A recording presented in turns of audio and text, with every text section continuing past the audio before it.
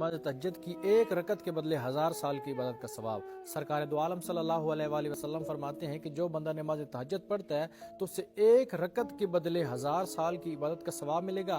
जो बंदा नमाज शब यानी नमाज तहज्जुद पढ़ता है तो वो ऐसे 70 बंदों की सिफारिश कर पाएगा जिन पे जहन्नम वाजिब हो गई होगी। जब वो सिफारिश करेगा तो वो जन्नत में जाएंगे, जन्नत उन पे वाजिब हो जाएगी। और रसूल खुदा फरमाते हैं कि अल्लाह पाक इस नमाज तहज्जुद के सदके उस बंदे का चेहरा जो है वो रोशन कर देता है, दुनिया आखिरत में उसका चेहरा रोशन होता है। 1000 जो है दुआएं उसकी दुनिया में पूरी होती हैं और 1000 आखिरत में पूरी होती हैं और अजाब कब्र से महफूज रखेगा।